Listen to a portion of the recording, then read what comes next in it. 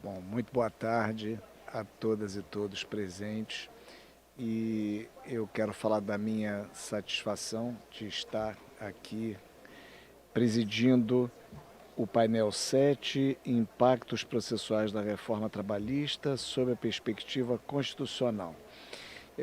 Meu nome é Alexandre Teixeira de Freitas Bastos Cunha, eu sou desembargador do Tribunal Regional do Trabalho da Primeira Região. Estou representando a Justiça do Trabalho no Conselho Nacional de Justiça. Eu tenho sob a minha incumbência uma série de áreas correlatas às atividades da Justiça do Trabalho, e uma delas é o combate e o enfrentamento ao trabalho escravo e análogo à escravidão e o tráfico de pessoas. Também estou responsável pela justiça restaurativa, que passou a integrar também o âmbito da competência da Justiça do Trabalho. Me cabe também tomar à frente das iniciativas do Poder Judiciário na parte de documentação e memória do Poder Judiciário. O tema desse nosso painel é de extrema relevância, pois os impactos processuais da reforma trabalhista de 2017, sob a perspectiva constitucional, na verdade, é uma página aberta que nós temos, né? Nós temos ainda uma série de questões que estão por ser definidas jurisprudencialmente, e eu creio que nós teremos aqui uma oportunidade de levantarmos novas dúvidas e, muito possivelmente, tirarmos dúvidas que são extremamente relevantes. Eu vou então passar a palavra à nossa primeira expositora, que é a juíza Ana Paula Misculin, do Tribunal Regional do Trabalho da 15ª Região.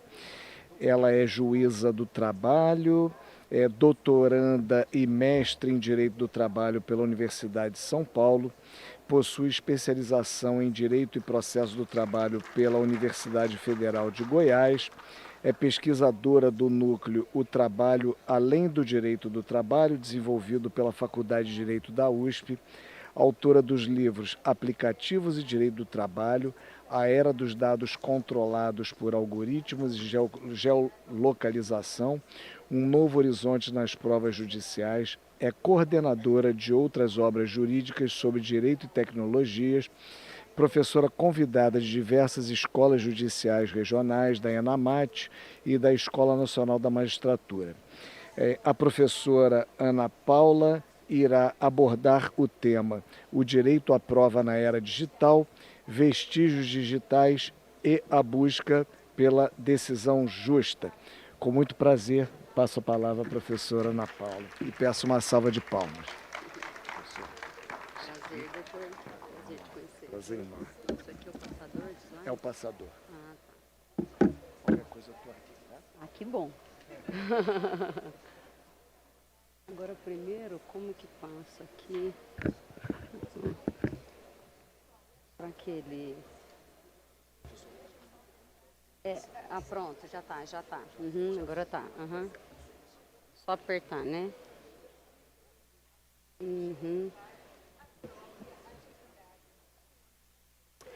Boa tarde a todas e todos. Na pessoa do desembargador Alexandre Cunha, eu cumprimento a todos os presentes, as minhas colegas, participantes também desse painel. Quero iniciar agradecendo ao ministro Douglas pelo convite, que me deixou muito honrada, e aos senhores que estão aqui nos prestigiando.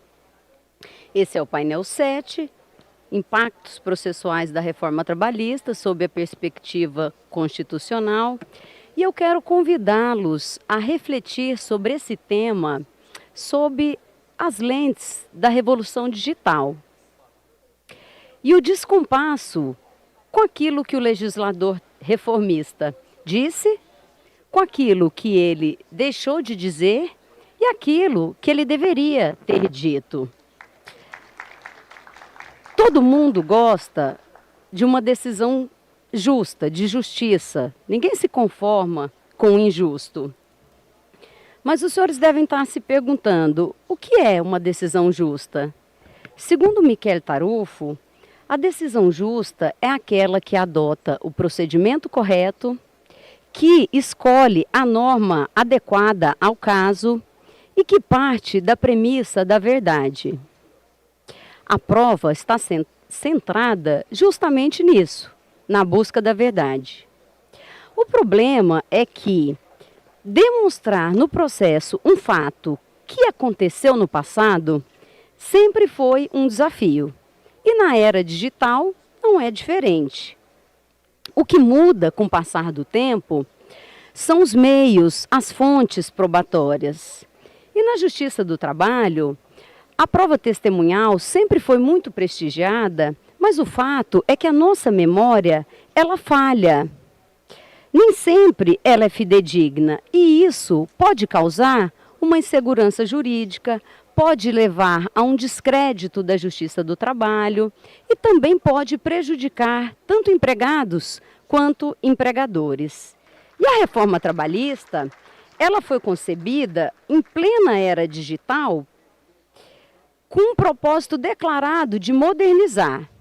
Mas nesse campo probatório, ela foi muito tímida. Basicamente, ela se limitou a repetir as regras do CPC em relação ao ônus da prova, deu permissão ao juiz para alterar o meio, a ordem dos meios de produção de prova e também tentou conter abusos em relação às questões de litigância de má-fé, de falso testemunho.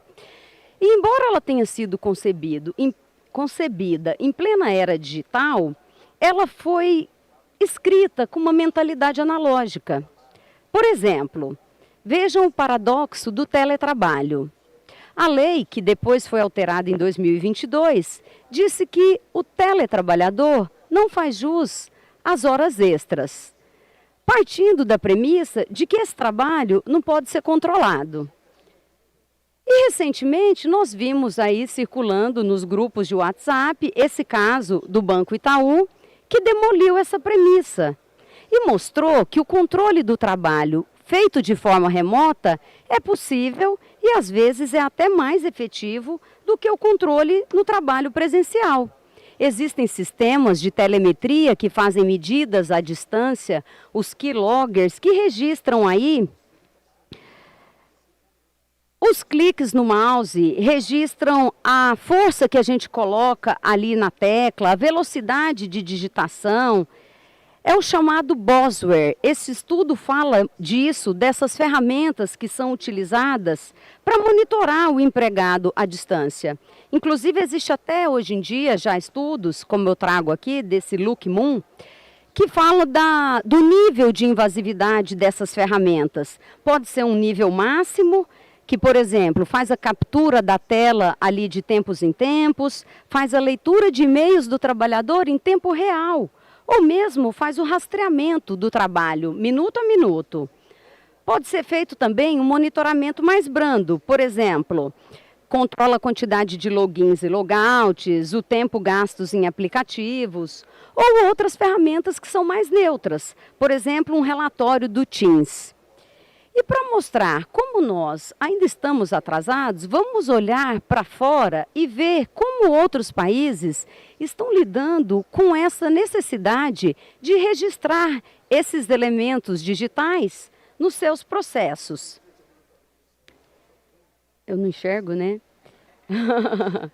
Aqui é uma das plataformas que eu trouxe para mostrar que ela é capaz, por exemplo, de fazer o rastreamento de URLs, de aplicativos, captura de tela, controle do tempo e até detectar o tempo ocioso. Inclusive, eu não trouxe para os senhores verem, mas eu descobri que tem mouse que simula que está mexendo no teclado para o empregador não ver que a pessoa não está trabalhando, né? Então, acontece de tudo.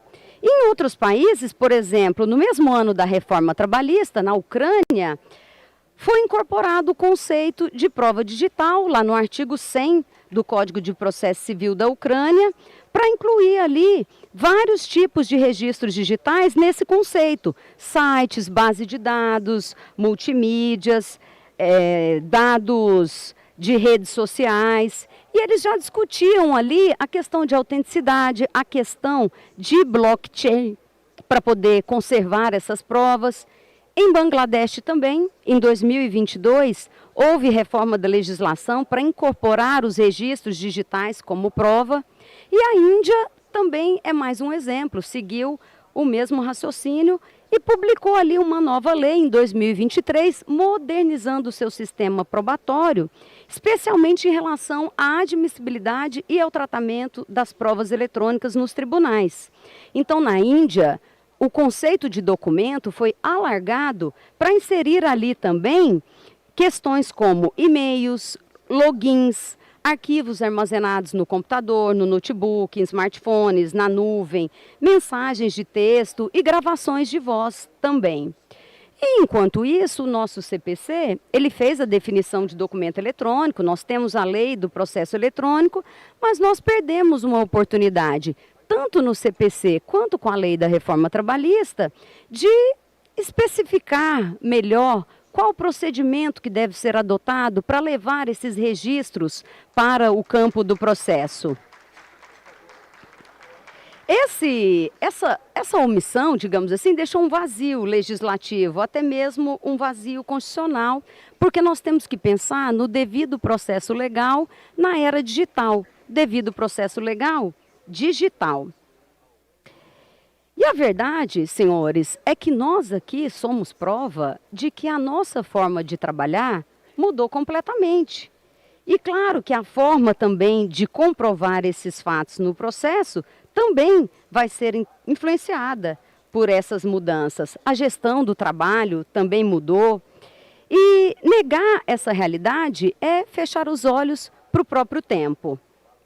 O direito precisa acompanhar a vida e não o contrário. Por exemplo, na semana passada, eu julguei um caso em que o trabalhador ele era repositor de mercadorias em supermercados. E cada semana ele ia para uma loja. E ao chegar na loja, ele precisava tirar foto da fachada da loja e fazer o registro de ponto dele no celular.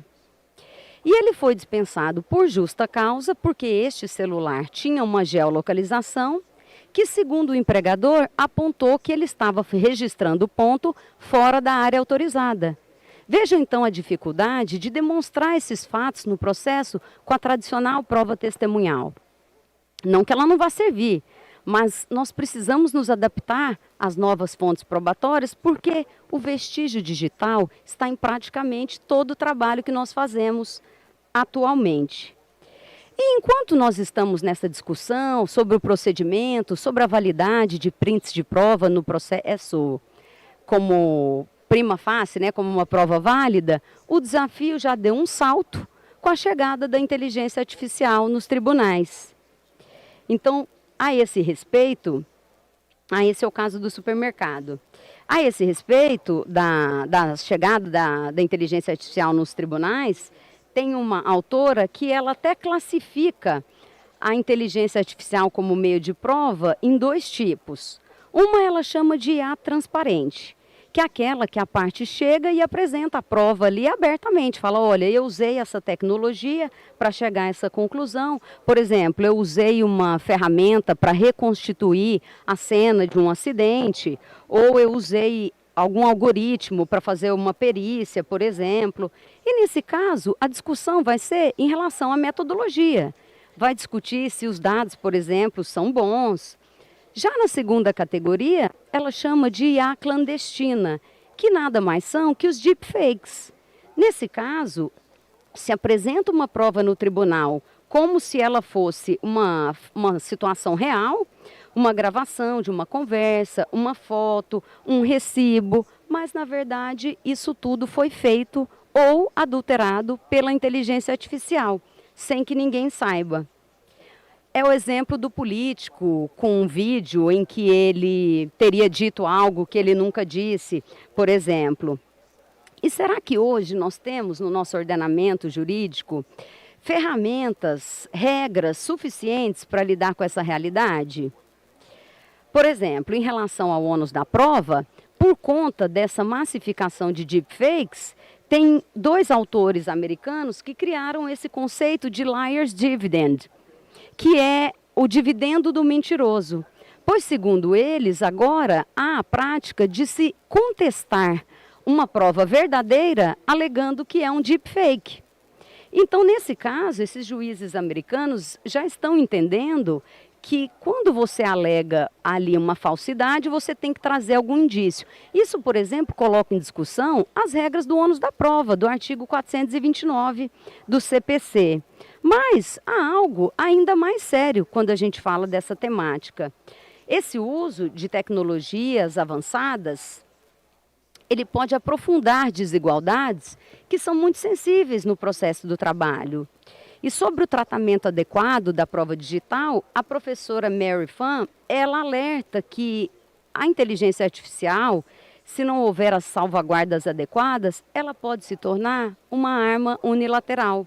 Ela pode se tornar uma ferramenta que prestigia a parte que tem mais condições, digamos, a parte mais poderosa, que no nosso caso seria o empregador, pois há uma desigualdade, digamos assim, uma questão estrutural no processo do trabalho. Então, quando nós discutimos a prova digital, nós não estamos falando apenas de técnica, nós estamos falando de justiça social. É a nossa função constitucional garantir que ninguém seja esmagado por ferramentas que não compreende ou que não tem condições de contestar.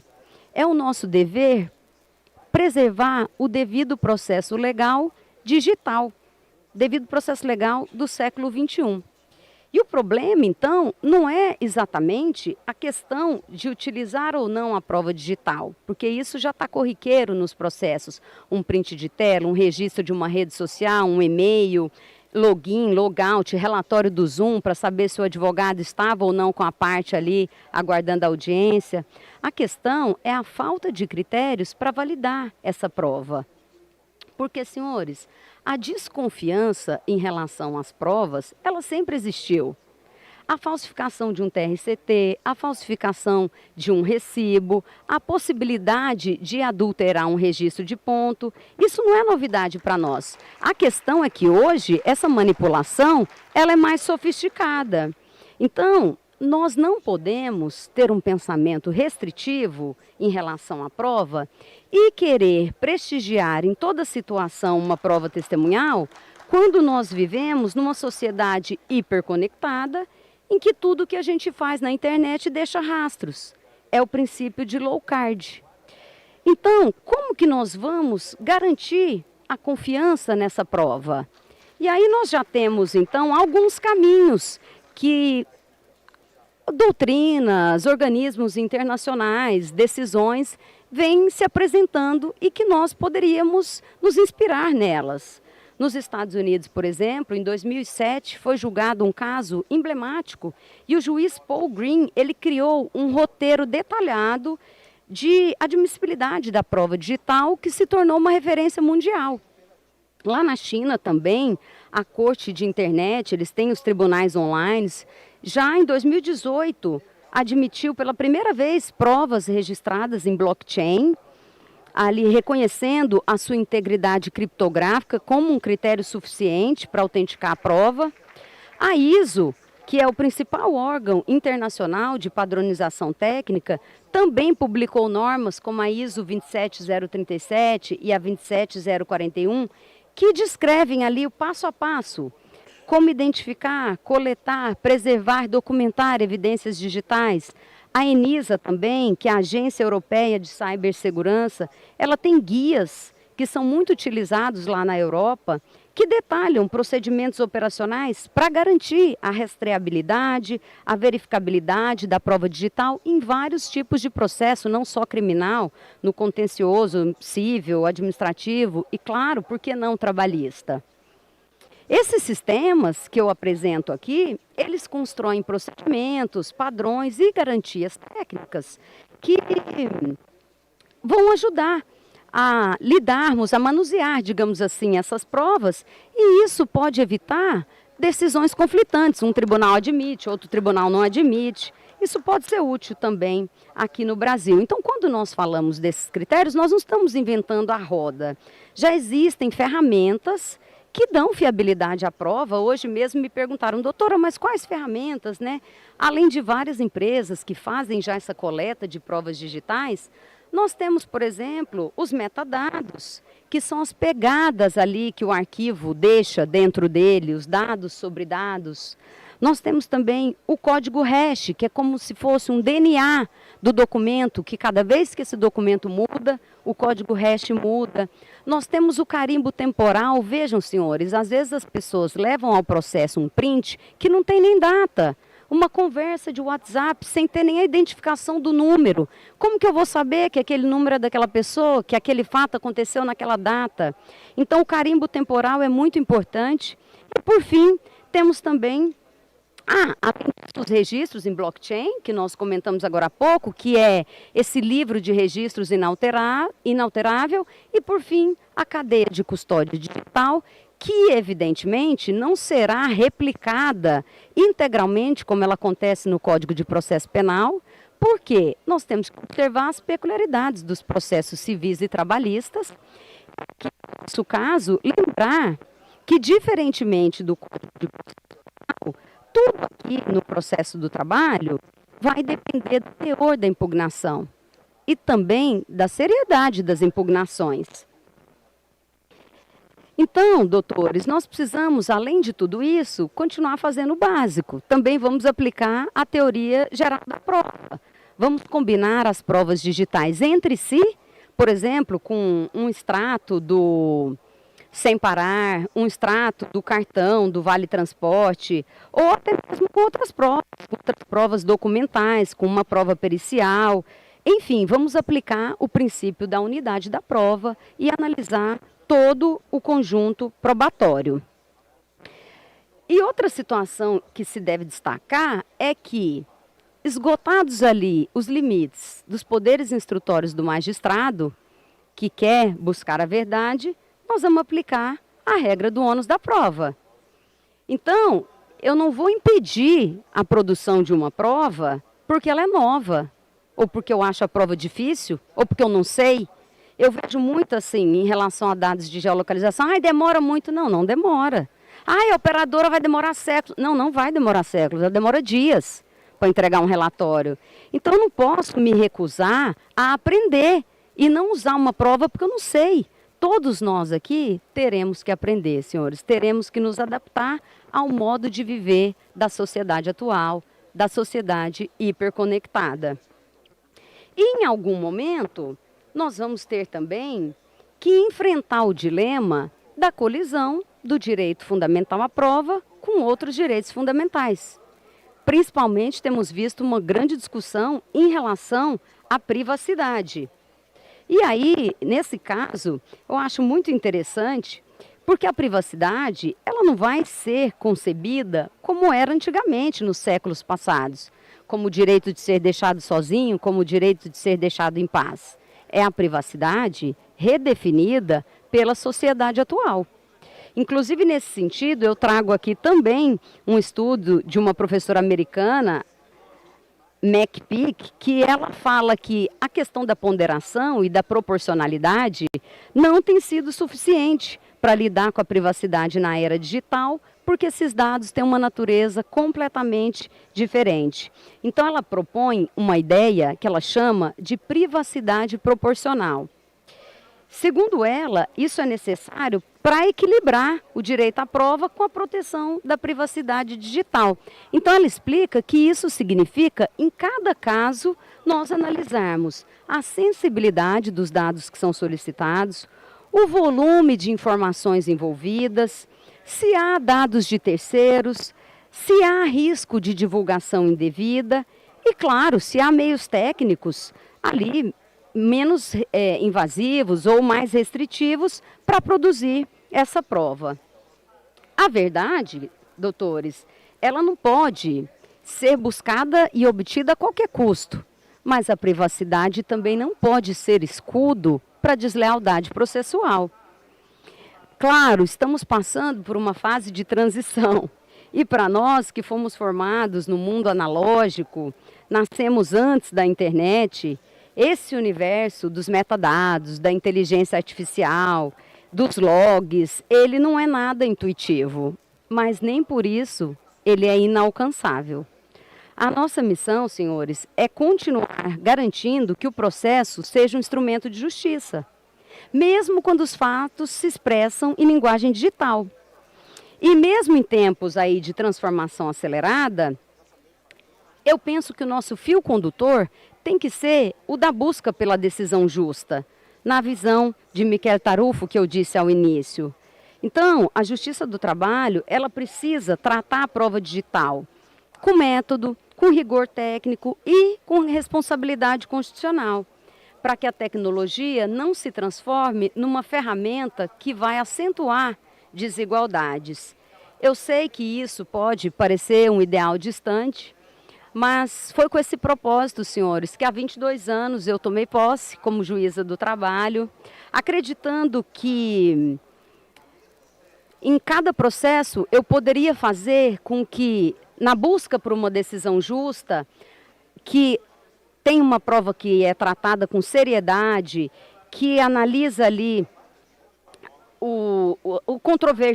os pontos controvertidos, observando o devido processo legal, nós vamos fazer com que essa pessoa que busca a Justiça do Trabalho continue acreditando na justiça. Trago aqui então também, para quem queira saber mais sobre esse tema, as nossas obras, que trabalhei em autoria com a minha querida colega Dani, que falará em seguida, estará aí hoje em lançamento no Congresso, e agradeço muito aos senhores que vieram aqui me prestigiar. Um forte abraço, muito obrigada.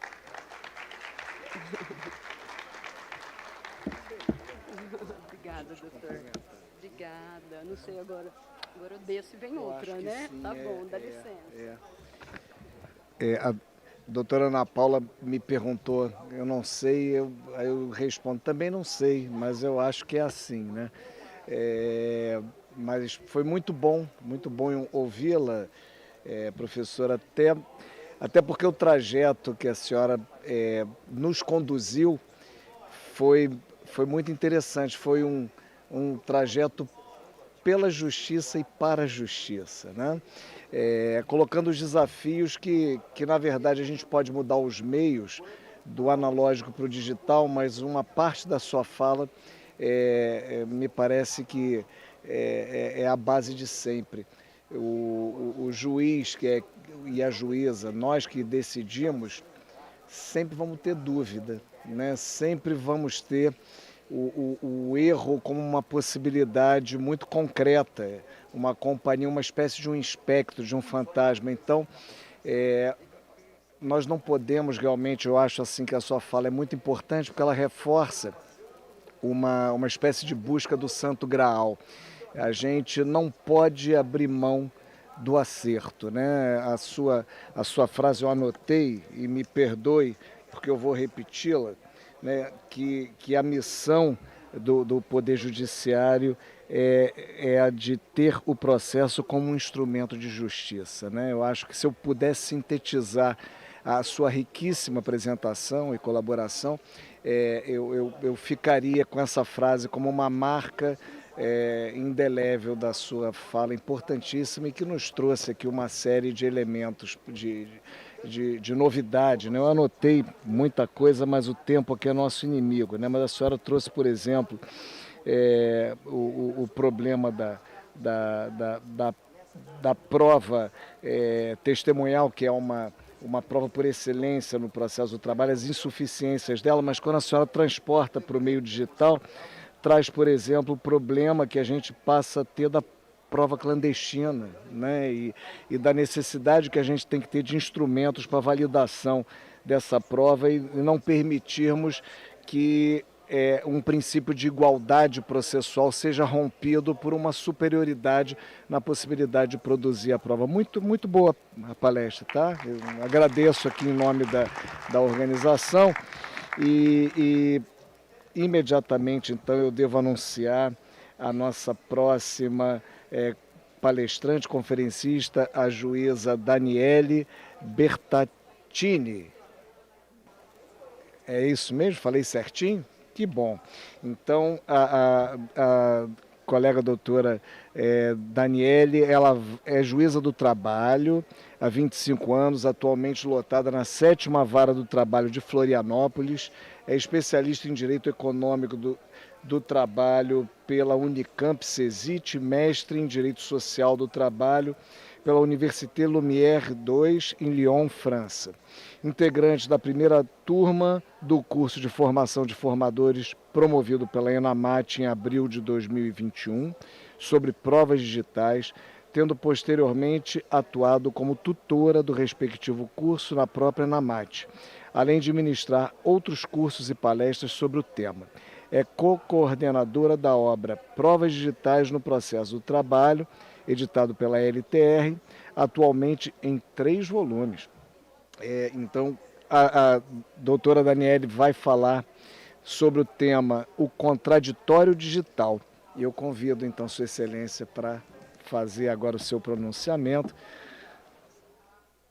Doutora Daniele.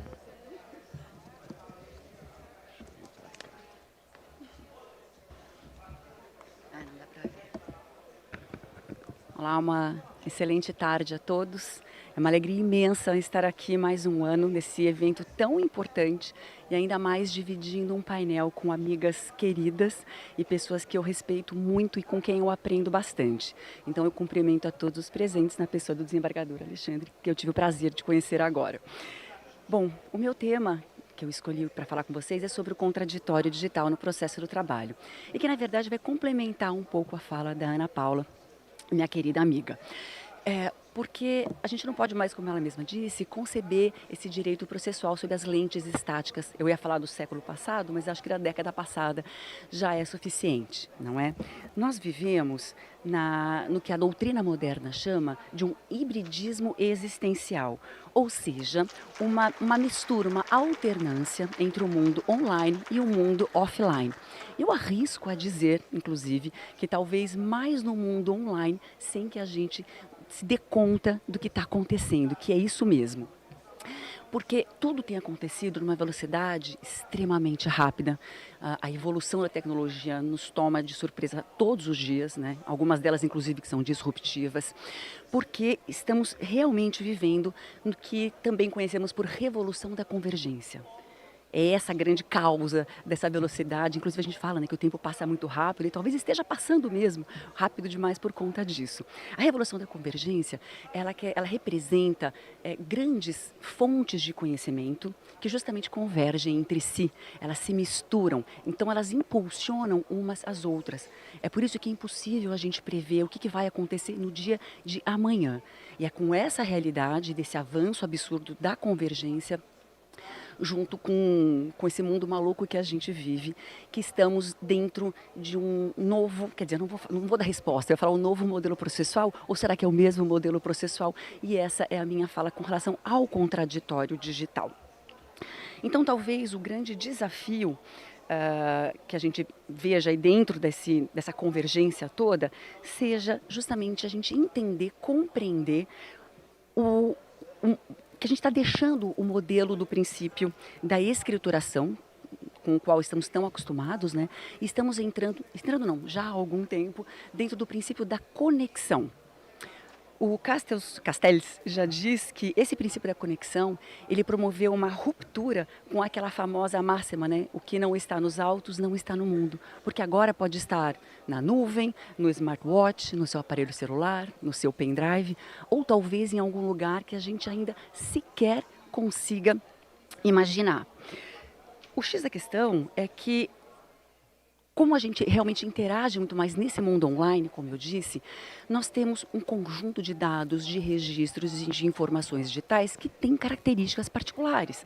Eles são intangíveis, são replicáveis, parciais no sentido de serem compostos por arquivos dispersos, né?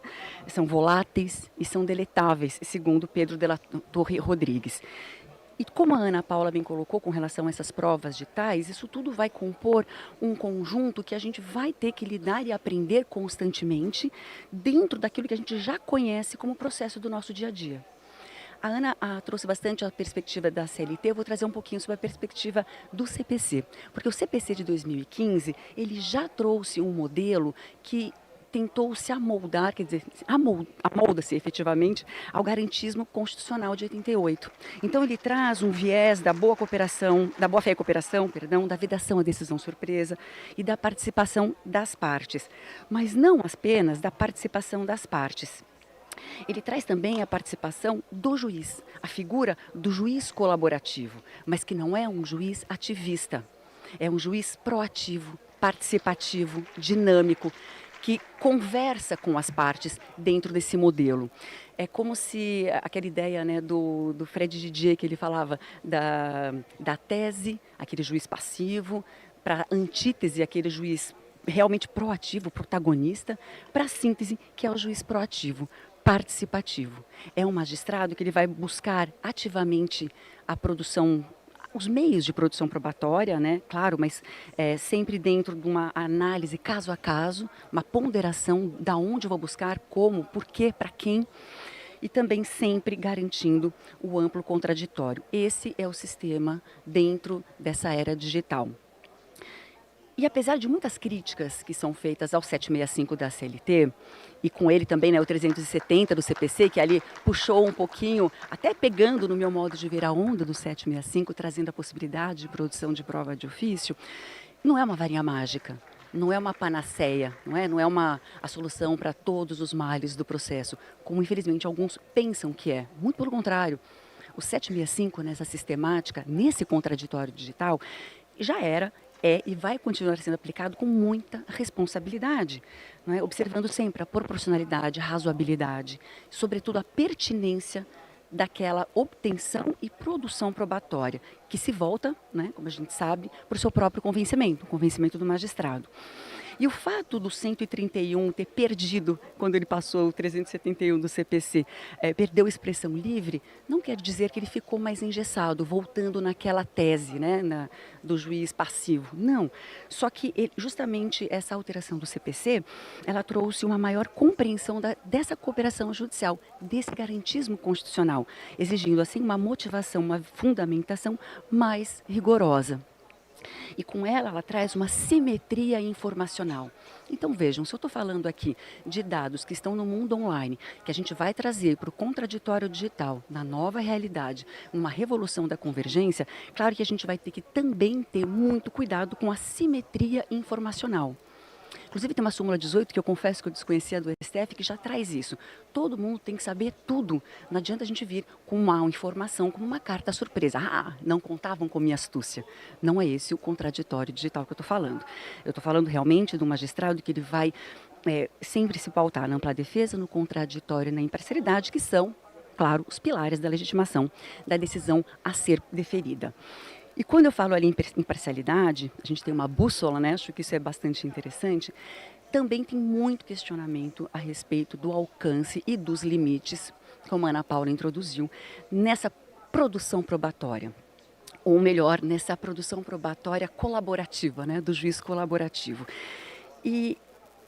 Mas, como eu falei, não é um juiz inquisitivo. É um juiz que vai participar todo o processo, as partes. Então, eu sempre falo, tem pessoas como eu, como a Ana Paula, como o Platão, que nós somos fuceiros. Nós gostamos de aprender, vamos atrás da informação, a gente está sempre aprendendo coisa nova. Então, eu questiono vocês, será que esse juiz, ele sabe, porque ele já teve uma experiência, ou ele aprendeu, ou ele viu em algum lugar, ou ele fuçou em algum lugar, que existe um meio bem assertivo de produção de prova, sem o viés da falhabilidade da mente humana e se cala, será que então aí sim ele não vai estar sendo um juiz parcial? Porque desde que ele compartilhe isso tudo com as partes nesse sistema colaborativo, nesse contraditório digital, eu acredito, no meu modo de ver, que aí sim teremos uma imparcialidade garantida dentro da legitimação das decisões. E eu achei um princípio que eu confesso que eu não tinha ainda lidado com ele dentro do processo do trabalho, e sim no processo penal. Eu importei ele de alguns artigos, inclusive do Alexandre Moraes da Rosa, que, não sei se vocês sabem, é o primeiro desembargador autista que tomou posse recentemente no TJSC, sobre o princípio da parametrização da prova inédita. E vejam, é um princípio muito interessante se a gente fala do contraditório digital, da nova era da revolução da convergência. Por quê? Porque a cada dia, a cada momento, a cada minuto, vai aparecer novas formas de se captar um dado, coletar um dado, guardar um dado, que talvez a gente não imagine. E esse dado pode, em algum momento, realmente ser assertivo e relevante, talvez até satisfativo para a produção probatória, para a formação do convencimento do juiz. Então, o que é interessante nessa parametrização da prova inédita? É a gente saber a controlabilidade dela, que é um pouquinho diferente de cadeia de custódia, tá? É a gente garantir o controle do procedimento dessa coleta nova, desse fato novo que surgiu. A gente documentar, registrar todos os procedimentos, referências, as características e as suas especificações, trazendo assim transparência e a explicabilidade dessa prova inédita, que aí passa a não ser mais inédita, né? Passa a ser uma nova prova que vai compor esse novo sistema, esse um novo modelo processual. Até porque, garantindo a controlabilidade dessa prova inédita, a gente vai poder replicá-la. Então, eu achei um princípio bastante interessante para trazer para vocês. Então, como vocês já viram, eu já fui e voltei várias vezes. Não, gente, agora é um novo modelo processual. Vocês estão vendo? Não, mas espera aí, não. É o mesmo modelo processual com novos meios de prova. Não, gente, mas é um novo modelo, porque agora a gente tem outras provas, a gente tem novas possibilidades. Falo, não, mas Dani, é só um novo método que surge para a gente demonstrar. Então, eu não vou concluir, deixo a conclusão com vocês. Eu acho realmente, lendo, né, o CPC, a nossa CLT, dentro desse garantismo constitucional, que é o tema principal do nosso painel, que é o mesmo modelo processual, mas mais flexível, adaptável, que ele vai dançando conforme a música, tanto que a gente já tem a ata notarial, as fotografias digitais, né, os atos processuais digitais, e com isso ele vai também trazendo respostas à sociedade. Com relação ao contraditório digital, no momento da audiência, a gente já usa muitas ferramentas digitais, mas eu quero trazer para vocês aquelas que eu acho mais interessantes na instrução processual, porque tem dado muito resultado. Há muito tempo eu venho utilizando essas ferramentas na instrução processual, garantindo, claro, sempre a manifestação das partes, né? O Google Street View é um modelo muito interessante, uma ferramenta muito interessante, porque ele identifica local, visualiza contexto espacial e verifica a alegação sobre ambientes físicos. Ou seja, nesse caso que vocês estão vendo, era um trabalhador que ele era garçom, mas ele dizia que ele constantemente, nos horários de pico do restaurante, tinha que manobrar os carros. E a testemunha me contou que ela via isso acontecer porque ela saía para fumar. Então, a gente já começa no nosso imaginário imaginar como isso acontecia, né? Ver como isso acontecia. Só que agora a gente vê durante a audiência. Eu compartilho a tela do computador, não é uma carta na manga, uma prova surpresa. Eu falo, olha, mostre para mim, onde você saía para almoçar? Ah, era nessa portinha lateral lá em cima da escada? Então, peraí. Então, como você via que ele estacionava os carros no fundo do restaurante? Ah, porque aí eu descia, atravessava aquela porta lateral e aí ele vinha, manobrava na lateral. Então, a gente consegue contextualizar muito melhor a instrução e assim conduzir a instrução processual dentro desse contraditório digital. As redes sociais, que também são muito criticadas, eu tenho, quem me conhece sabe, como eu falei, eu sou muito fuceira, e eu olho sim, mas confrontando essas informações no depoimento da parte. Mais uma vez, gente, não é uma carta surpresa, né? Não é uma varinha mágica. Só que eu confronto isso com o depoimento durante a audiência. Porque, como eu sempre digo, a LGPD ela protege a privacidade, mas não a inconsistência comportamental. Esse caso que eu demonstro para vocês era um trabalhador que ele estava pedindo reconhecimento de LER, como doença ocupacional, mas verificando os registros de entrada e saída da academia de ginástica, a gente vê uma constância muito grande.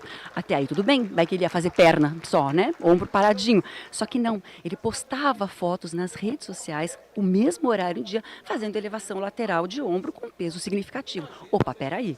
Então, isso aqui era o quê? Ele já estava curado? Foi antes ou depois da sua fisioterapia? Tomou uma, quem é atleta sabe, né? Uma injeçãozinha mágica? Né? Não é possível, a gente confronta isso na audiência. A IA, como a Ana Paula também colocou, ela é muito interessante hoje, gente, porque ela tem uma facilidade, aliás, ela é feita para isso, né? Para fazer ela condensa um grande volume de dados. Então aqui eu demonstro para vocês como é interessante. Eu tenho usado a IA para me fazer um confronto de alegação da inicial, alegação da contestação, amostragem dos cartões ponto, manifestação ao cartão ponto e ainda confrontar isso com os registros de transporte público. Porque até onde eu sei, pelo menos por enquanto, a gente não consegue estar em 2 lugares ao mesmo tempo. E com isso, eu conduzo a instrução. O senhor saía de casa e ia direto para o trabalho, de ônibus? Sim. E do trabalho direto para casa? Sim. Então, peraí, eu tenho todos os elementos aqui para que a IA demonstre, faça a comparação num quadrinho bem bonitinho, numa tabela bem bonitinha, qual a tese é aquela que vai conduzir a minha instrução. Porque de repente eu já nem preciso de nada. Aliás, hoje transporte público é algo que para mim é bem pontual e espetacular, justamente porque a gente não pode estar em 2 lugares ao mesmo tempo.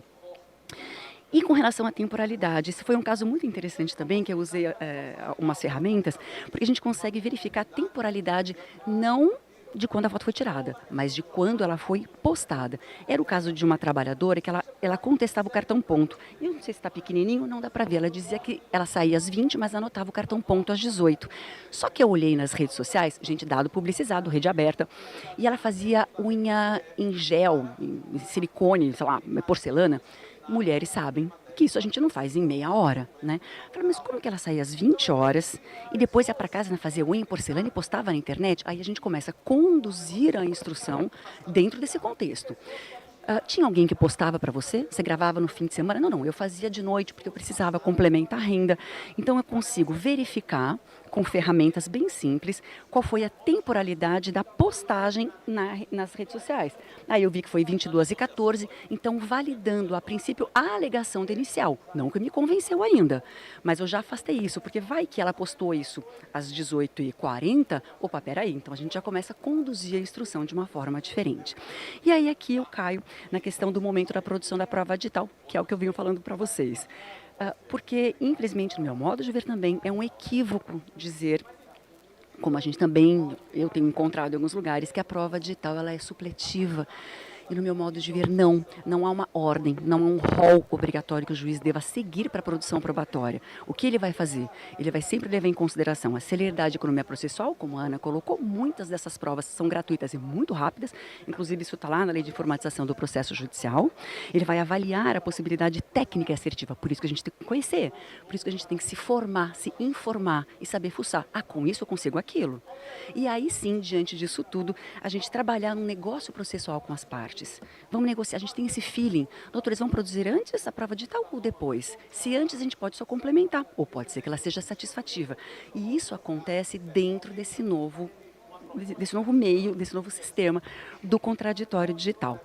Agora eu deixo para vocês, já me encaminhando ao final, algumas reflexões, sinto muito, não são respostas. Quem sabe depois, tomando um vinho à noite, a gente possa discutir. Mas são reflexões que eu confesso que me trazem isso pontualmente, falo, gente, mas isso é algo que vai acontecer cada vez mais. Pode a parte, sem testemunhas, solicitar a produção da prova digital da qual ela não dispõe ou não sabe se dispõe? Todos vocês sabem quais são os dados que estão registrados no celular de vocês? Vocês sabem quais são os dados, os seus registros no Facebook, no Instagram? Às vezes a gente não sabe que a gente tem um dado. E aí o juiz ou canta a bola, de repente um advogado sabe, ou ela às vezes percebe na própria hora. Então ela poderia ou não? Qual é o alcance do 845 nesses casos?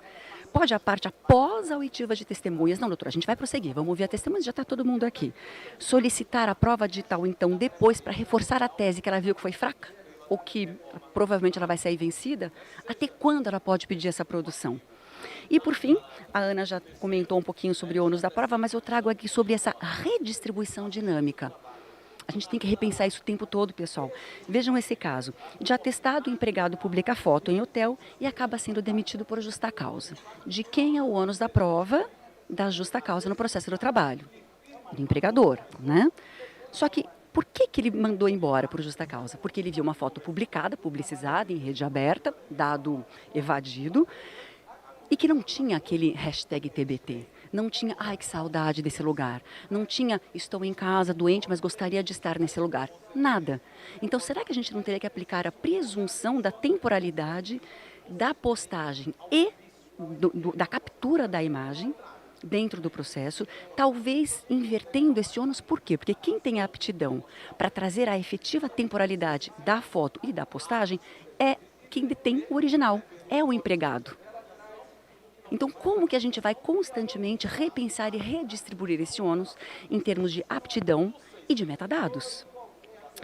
O último ponto que eu vou falar com vocês é sobre o consentimento do usuário, porque efetivamente também vejo algumas decisões esparsas, ainda bem, e não é uma crítica, né? Eu falei, não estou aqui para convencer ninguém, mas que dizem que não vão produzir a prova digital porque não houve o consentimento do usuário.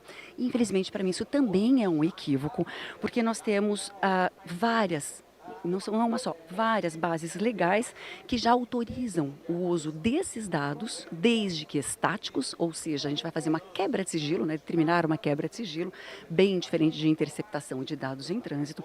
Então, nós temos tanto a LGPD quanto a Lei de Informatização do Processo Judicial, principalmente o Marco Civil da Internet, que nos autorizam a utilizar esses dados independente de autorização do seu usuário, desde que haja fundamentação adequada dessa necessidade, adequação e proporcionalidade, desde que haja efetiva transparência da coleta desses dados, quais foram coletados, por quanto tempo e quem vai tratá-los. Isso é o mais importante para mim, a minimização. E essa frase eu tirei, salvo engano, de um acórdão da ministra Morgana. É muito importante a delimitação objetiva, temporal e espacial. E isso a gente já tem. Vocês viram agora com a inteligência artificial que eu mostrei, e a gente tem uma ferramenta no TRT12 que todos os tribunais têm acesso, que é o Veritas, que ela pontua o ponto controvertido, o fato controvertido, de forma espacial, com o endereço, temporal, dia da semana, horário, com minutos inclusive. Então não é uma devassa na vida do trabalhador, muito pelo contrário, é pontuar aquilo que ele mesmo trouxe para o processo, sem o viés da mente humana, vamos dizer assim, ou da nossa carga emocional como ser humano.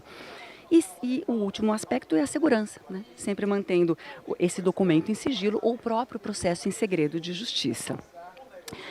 Pessoal, a minha fala, na verdade, se encerra aqui, mas para quem quer ainda continuar a ouvir sobre esse assunto, eu vou falar ouvir justamente porque eu gerei um podcast no Notebook LM com 4 decisões muito importantes do TST, 2 do ministro Douglas, uma do ministro Amaury e uma da ministra Morgana, sobre o tema. Quem está acessando pelo celular provavelmente não está acostumado com o Notebook LM, vai aparecer no canto superior direito ali, Estúdio, e aí na página do Estúdio, lá embaixo, o Play, para vocês ouvirem 15 minutinhos voltando para casa. É bem interessante. Eu termino a minha fala, com uma frase do Michele Tarufo, onde ele diz que a prova é o coração do processo, mas esse coração ele pulsa conforme o ritmo da ciência. Muito obrigada a todos.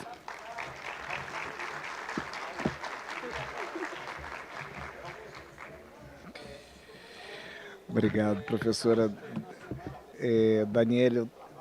Quando a senhora começou falando do hibridismo existencial, e colocou aquela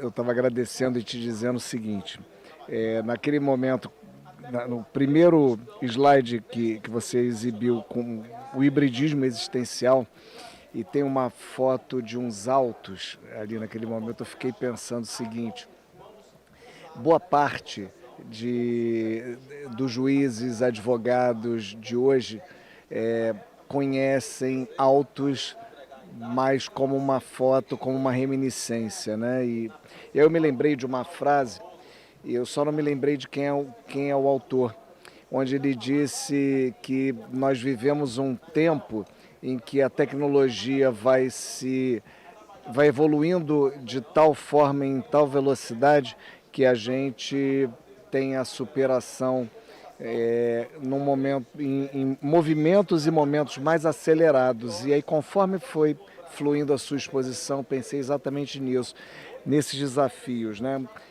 Na provocação que a senhora faz em relação ao CPC, ao modelo processual, né? Na era digital, se ele é novo ou se é o mesmo, né? E realmente a gente não tem muito como responder essa questão, mas muito interessante a questão do contraditório. Ela de fato ela nos impõe um desafio enorme, que é como considerar todos os meios digitais e nessa busca de prova com informações que são cada vez mais extraíveis de meios que a gente tem, de ferramentas que a gente tem, fornecidos pela própria tecnologia, né? Acho que foi excelente, inclusive as suas provocações e a última instigação. Eu não tenho dúvida de que vai sair todo mundo daqui desse painel correndo para ouvir o podcast, né? Então, muito obrigado. Em nome da organização também agradeço a sua fala. E nesse momento anuncio então a nossa próxima expositora, a advogada e professora Carolina Maier Espina. Ela é advogada trabalhista, mestre em Direito pela PUC do Rio Grande do Sul, professora de Direito Material e Processual do Trabalho nos cursos de especialização da Escola de Magistratura do Trabalho do Rio Grande do Sul, da Verbo Jurídico e da Amatra 12.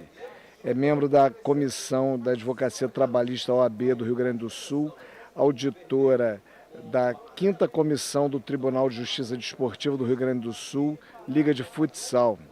Olha só, que interessante. Autora de livros e artigos jurídicos, além de palestrante.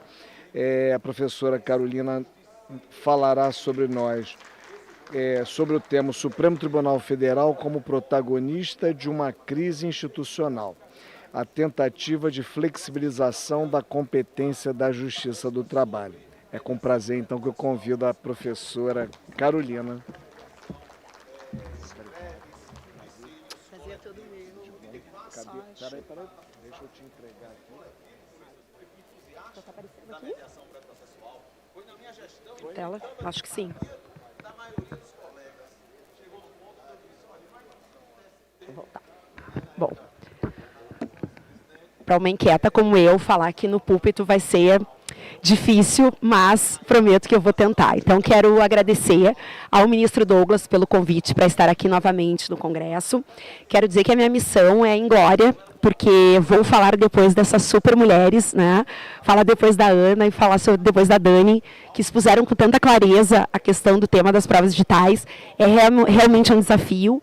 Mas eu, acima de tudo, estou muito feliz porque realmente esse painel congrega grandes mulheres. Então, é com muita satisfação que eu, mais uma vez, retorno a essa casa para falar sobre uma temática que eu achei que há 2 anos, quando estive aqui, já estaria resolvida, mas não é o que a gente acompanhou nesses 2 anos que se passaram, ao contrário, né?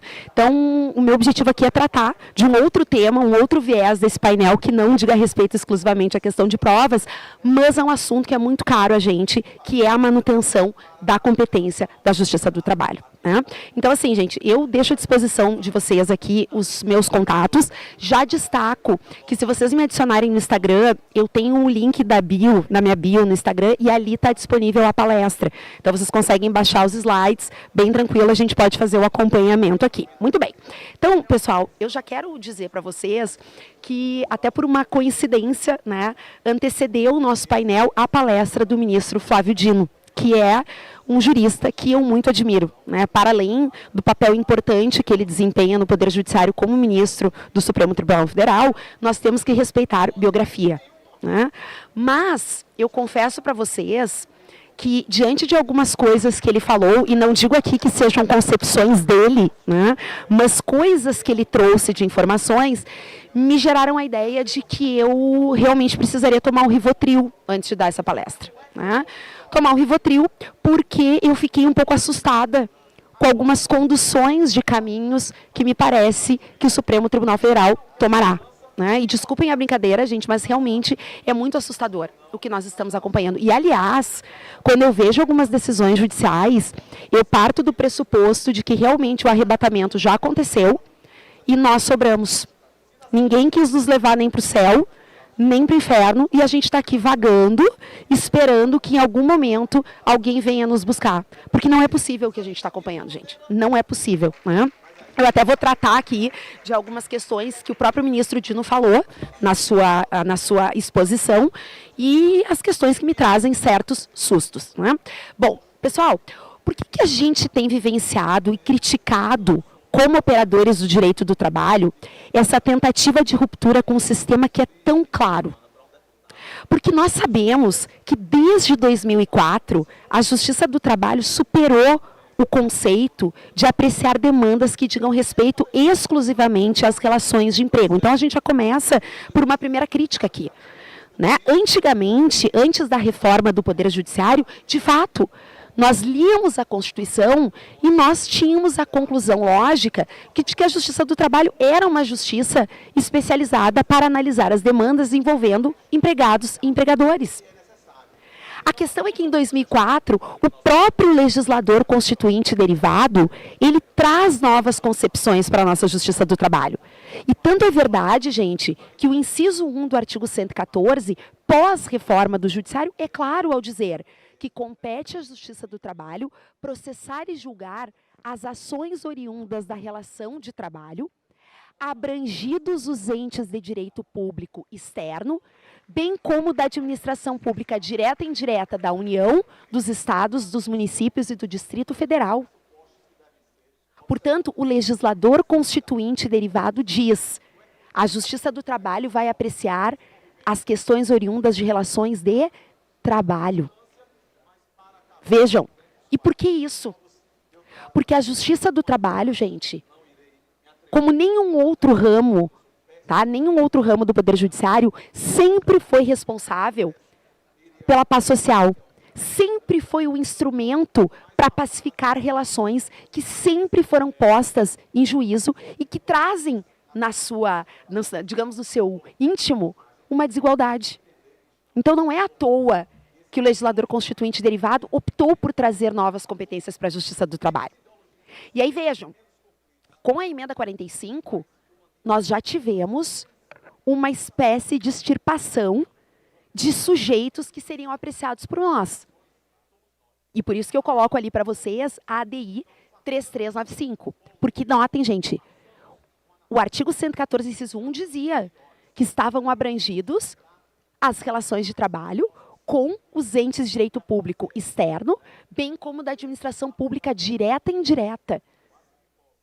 O legislador constituinte derivado, ele não excetuou, mas o Supremo Tribunal Federal, lá em 2005, liminar referendada em 2006, já excluiu da nossa competência aqueles atores que dizem respeito ao serviço público. Ou seja, os servidores públicos estatutários já passaram a ser excluídos da nossa noção de competência da Justiça do Trabalho. Certo? Muito bem. Mas, aparentemente, nós estávamos vivendo um cenário de competência tranquilo. Entre o aumento das nossas atribuições e a sequência das relações jurídicas de direito material postas em apreciação ao Poder Judiciário Trabalhista, não haviam grandes divergências, não havia grandes divergências. A questão, gente, é que a partir de 2017, eu não quero me tornar repetitiva, porque todo mundo que está aqui assistindo a esse painel ou as palestras sabe, 2017 nós tivemos um marco muito importante para a área trabalhista, que foi a reforma. E a reforma trabalhista, ela veio com aquele slogan de aprovação de que era necessário modernizar a legislação, tendo em vista que a CLT estava travando o desenvolvimento econômico e social no nosso país.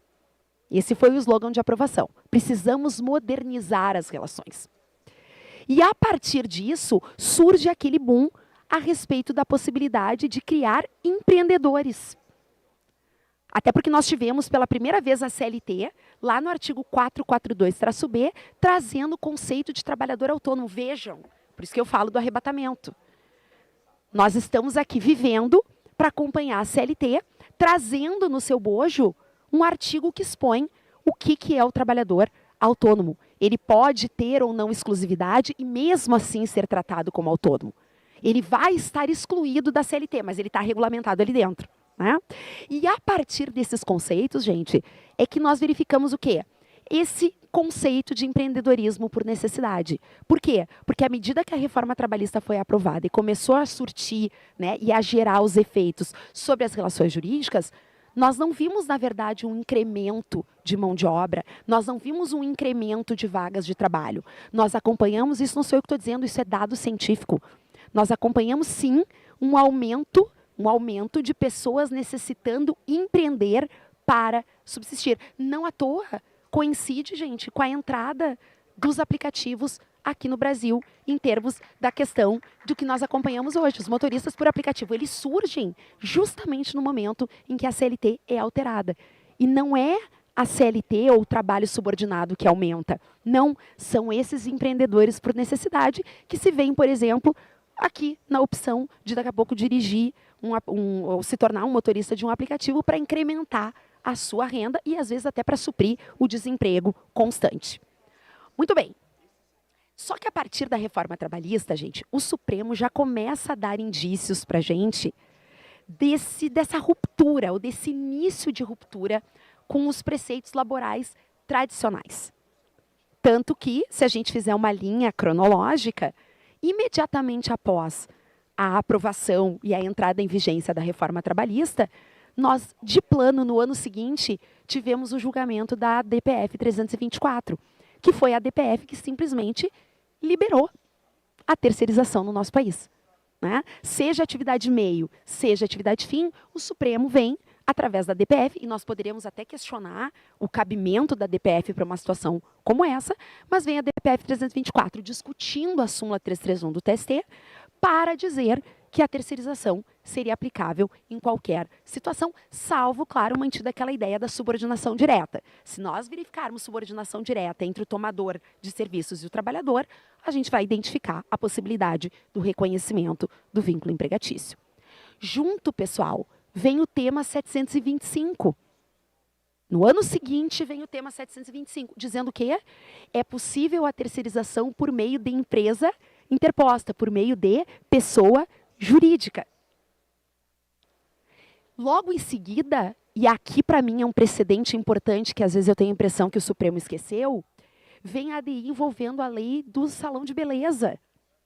Que para mim, gente, essa ADI mataria qualquer tipo de debate que nós estamos tendo hoje em dia.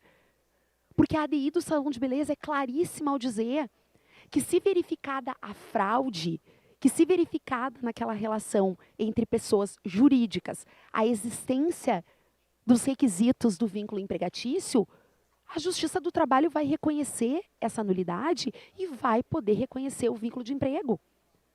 E é triste perceber que, na hora de apreciar as reclamações constitucionais, o Supremo esqueça desse importante precedente firmado por ele mesmo, excetuando a própria fraude. Vejam, o que esses precedentes do Supremo geram ou geraram?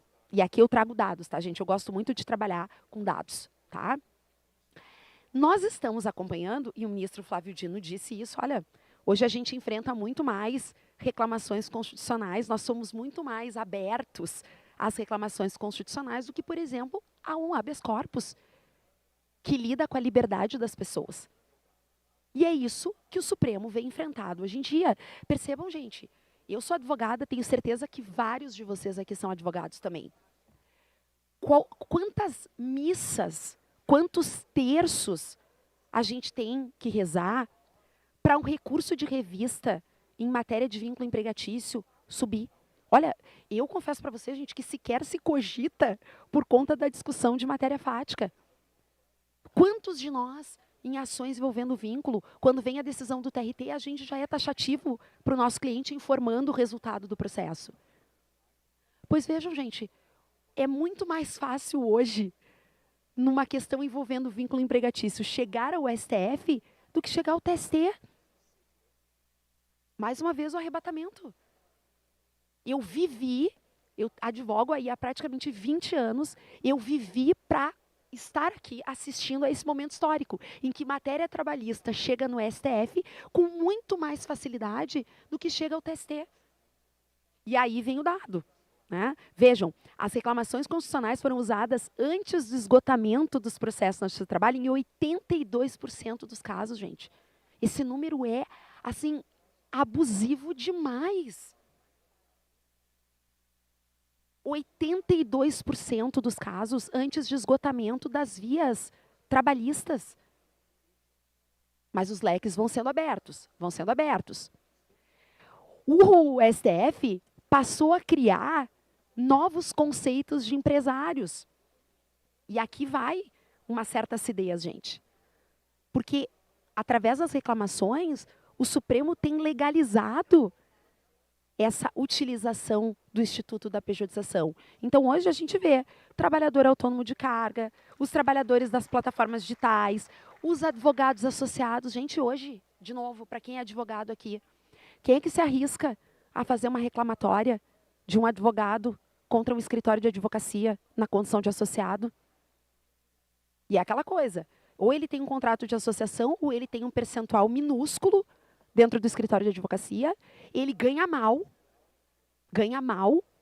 ele tem que cumprir horário, mas ele já tem, por uma presunção lógica, a categorização de hipersuficiente. Não, mas se ele tem um contrato de associação, como é que agora ele quer virar empregado? Os médicos, gente, os médicos, não sei se vocês acompanham os julgamentos do Supremo, eu como tenho um certo problema, às vezes eu estou um pouco alterada, eu resolvo assistir aos julgamentos com certa frequência.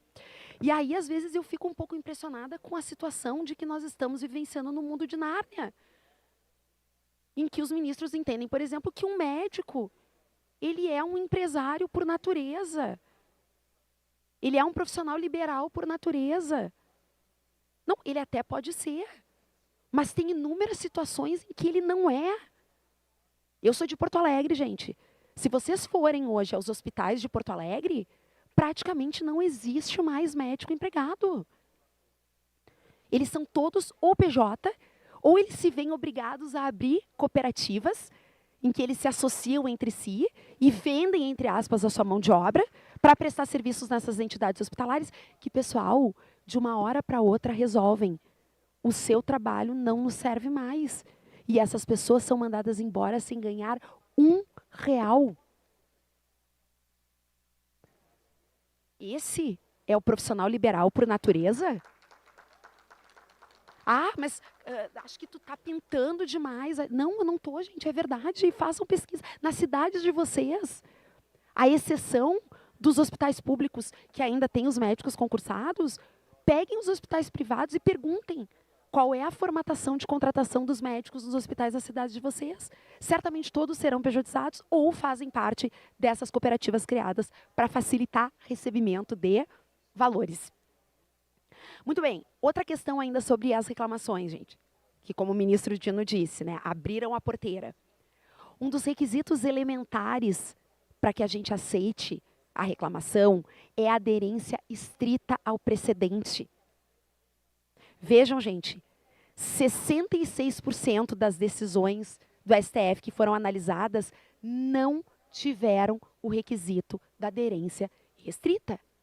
Não tiveram. E aí, por isso que eu já mencionei aqui desde o início, a DPF 324 e o tema 725, eles viraram o pretinho básico do Supremo Tribunal Federal. Tudo é motivo para utilizar esses dois precedentes, que em inúmeras situações não têm o menor cabimento, porque nós não estamos cogitando daquele formato de contratação. Não estamos cogitando disso. Então, é mais uma vez o Supremo excetuando algo claríssimo para a legislação. E aí, para mim, aqui vem um fato gritante. Análise de fatos e provas. Reclamação constitucional não se presta para isso. Mas vejam que 52% das decisões do STF em reclamação reanalisaram fatos e provas. Vejam, sabe a súmula 126, que é a óbice para a admissibilidade do nosso recurso de revista?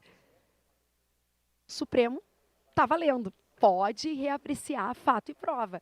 Porque se a gente entender, se o ministro que tiver, porque aí virou um sorteio, uma roleta russa, se o ministro com o qual aquela reclamação cair, entender na cabeça dele que realmente vale a livre iniciativa e não há o que se debater a respeito, a gente dá um jeito de reapreciar o fato e prova, aplicar o precedente que não tem aderência estrita ao caso e está tudo resolvido. Caçamos o comando jurisdicional trabalhista. E aí vem o mais assustador. Se é que é possível a gente se assustar mais, gente? Em 65% dos casos, houve devolução dos autos para novo julgamento. Que vocês sabem bem o que acontece quando vem a determinação do novo julgamento, E, atenção, em 21% desses casos, se determinou, se declinou a ideia de que a competência sequer era da Justiça do Trabalho. Vamos fazer uma retrospectiva histórica, que nem é tão histórica assim. O ano de 2023. Quem é que não lembra a decisão do ministro Alexandre de Moraes, naquele caso envolvendo a Cabify?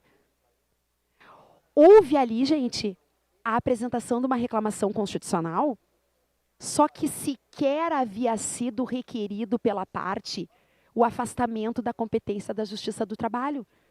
E naquele caso, o ministro Alexandre de Moraes, de ofício, entendeu que, por uma analogia em relação ao transporte de cargas, nós somos todos cargas, as pessoas aqui são cargas, né? Nessa analogia, simplesmente determinaram, ou melhor, o ministro determinou, que a Justiça Estadual é quem era a competente para apreciar aquela demanda. Eu repito, isso não tinha sido pleiteado em nenhum momento, tanto no processo trabalhista quanto na reclamação apresentada.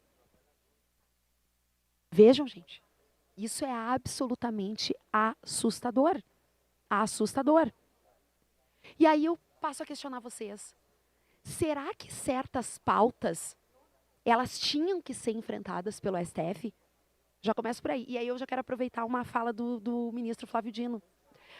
Vocês acham que o STF tinha que estar ocupado em tratar do recreio dos professores? Me respondam, gente, sinceramente. Será que o STF é a instância para dizer se o recreio dos professores é tempo à disposição ou é jornada? Mas escuta aqui, gente. Então, não, e eu gostei assim, não, mas aí a gente tenta tomar uma decisão ponderada, mas não era nem para vocês estarem decidindo isso. Não tem limite. Não tem limite algum. E aí, vamos começar, gente, com os assuntos que não foram analisados ainda na sua íntegra. A DC 80, que o ministro Flávio Dino mencionou, e realmente, hoje era a previsão de conclusão do julgamento, mas o ministro Zanin pediu vista. Pessoal, e apenas retificando a fala do ministro Dino, o ministro Fachin, que é o relator, na verdade, ele reconheceu a constitucionalidade dos parágrafos 3º e 4º do artigo 790. Ele não disse simplesmente para aplicar o CPC. Só que ele deu uma decisão, digamos assim, intermediária, porque ele disse, eu entendo que o artigo 790, parágrafos 3º e 4º é constitucional. Porém, eu vou reconhecer a possibilidade da autodeclaração.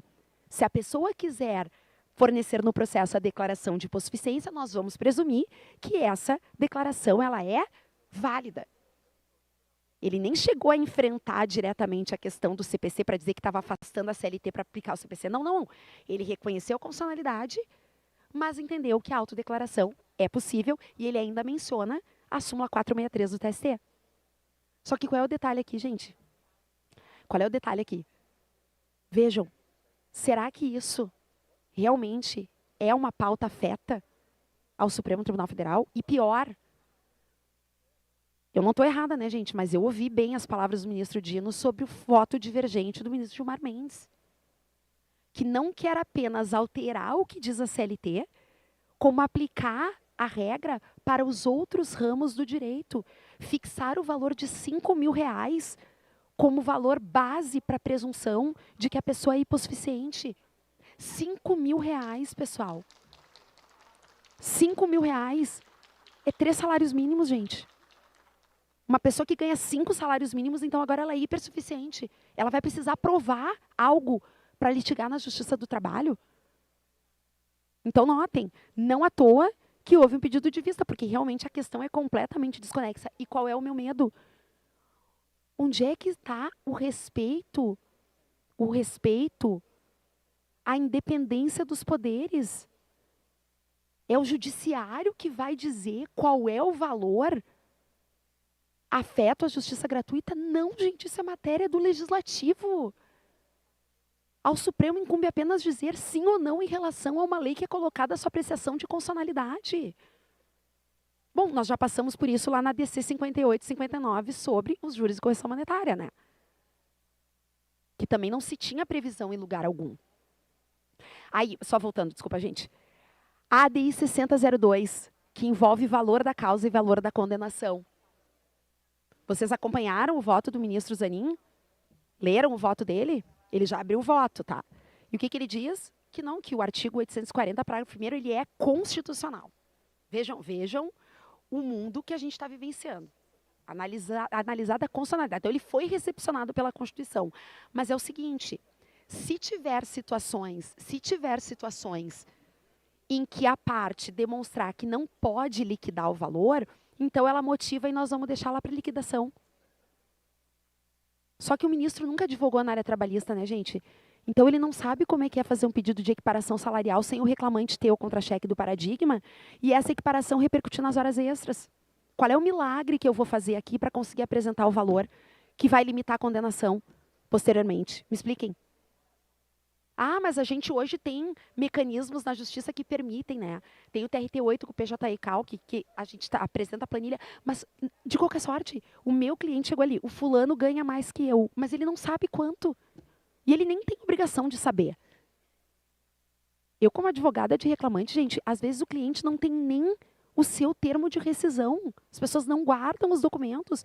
E aí eu queria saber a visão da magistratura do trabalho, porque a ideia do ministro Zanin é que a gente passe a fazer as produções antecipadas de prova para buscar os documentos.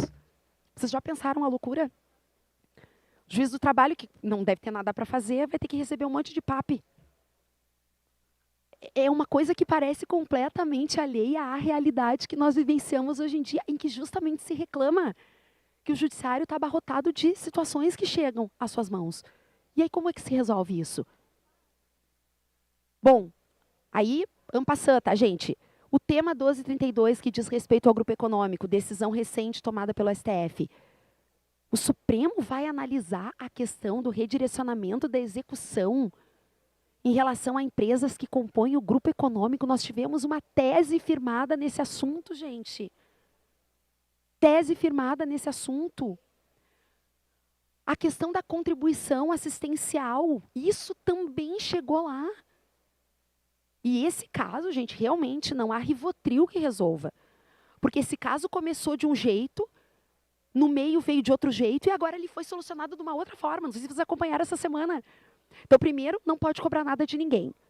Depois, não, assistencial tem que vir porque ela fomenta a negociação coletiva.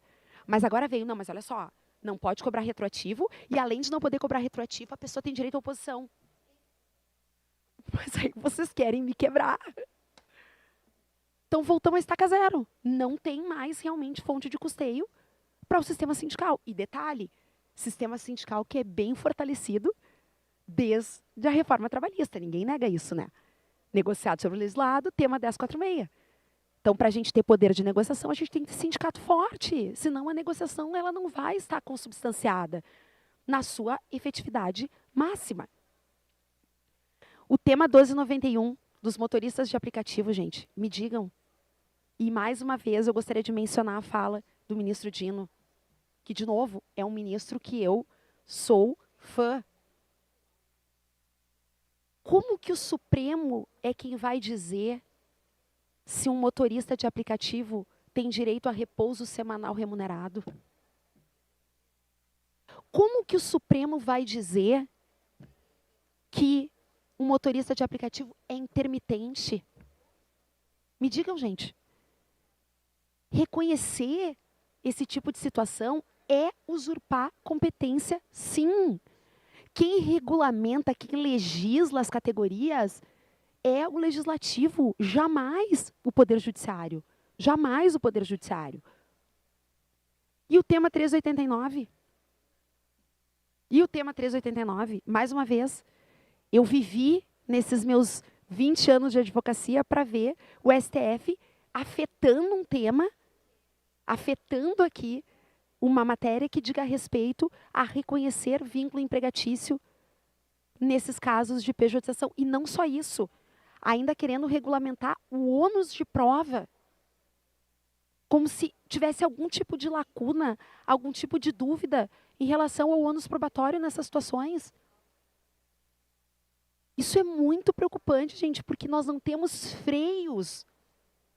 E aí, novamente, o ministro Dino, vamos levar em conta o critério econômico, o critério do trabalhador ser hipersuficiente ou não. Mas quem é que disse que é esse critério? O judiciário que tem que dizer, ou então é o legislador que tem que estabelecer novos critérios para a validação de um trabalho autônomo, de um trabalho pejotizado? Então, gente, me encaminhando ao final, eu queria fazer as seguintes considerações. Primeiro, e ontem, na abertura, um dos representantes de alguma entidade sindical de trabalhador falou, e eu concordo muito com ele. Quando a gente utiliza as ações de controle concentrado de constitucionalidade, e esse é um aspecto importante, a gente não sabe o que vai sair. A gente não sabe o que vai acontecer. E, na verdade, percebam que grande parte dessas decisões que têm nos gerado dores de cabeça, elas advêm justamente dessas ações de controle concentrado. Então, talvez seja justamente o momento de refletir se nós vamos utilizar essas ações mesmo. Segundo aspecto, advogado e advogada que não está por dentro do sistema de precedentes e não sabe o que é fazer um distinguishing, gente, volte 15 casas. Porque não há como advogar na área trabalhista hoje em dia sem falar de distinguishing, sem falar do enfrentamento dos casos que não estão com aderência àquele precedente. Eu já vou terminar. O fortalecimento do diálogo institucional. Pessoal, está na hora dos poderes se reunirem. Ninguém pode fazer um jantar, fazer um happy hour. Os presidentes das cortes, os membros, para bater um papo. Quem vai saber explicar a matéria trabalhista para quem quer que seja é o pessoal que atua na área trabalhista, são os magistrados trabalhistas, são os ministros do TST. Esse cabo de guerra não favorece a ninguém. E mais, respeito institucional. Não se aceita que o ministro do STF utilize hoje os canais públicos para falar mal de outro poder. Que mundo é esse que nós estamos vivendo, gente? E mais, será que estão estudando os impactos dessas decisões? Vejam, no almoço nós conversávamos, eu, a professora Andréa Pazold, o professor Luciano Martinez, que, na verdade, hoje o que talvez nos dê um respiro sejam os impactos fiscais, previdenciários e no FGTS que essa, digamos, liberalização geral da pejotização vai causar. E vejam, alguém vai pagar essa conta. Ou alguém vai deixar de receber essa conta por conta de decisões irresponsáveis. Então, isso também resulta o quê? Na proatividade dos atores envolvidos. Nós não podemos mais ficar parados esperando o que vai acontecer. Porque talvez o futuro não seja nada próspero. E para ninguém, gente, porque isso não afeta só partes. Isso afeta a advocacia, afeta a magistratura, afeta o Ministério Público do Trabalho e afeta todas as pessoas que são assalariadas nesse país. Portanto, eu sempre digo que saudade de quando, na verdade, nós não sabíamos os nomes dos ministros do STF. Que a gente ligava a televisão para assistir a programas dos maiores tipos de variedades. E não se ficava debatendo a situação do ministro A, B e C como se ele fosse nosso íntimo amigo. Talvez isso também seja um ponto importante. Essa necessidade de que as pessoas, novamente, entendam a importância e a liturgia dos cargos que ocupam. E aí fica a pergunta, como será o amanhã?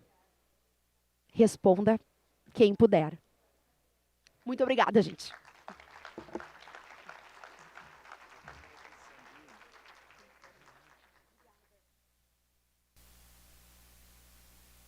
Bom, agradecer a professora Carolina, que, na verdade, eu, como bom carioca, não tenho como não deixar de agradecer, né? Terminou com um sambinha, né? Com a frase de um samba.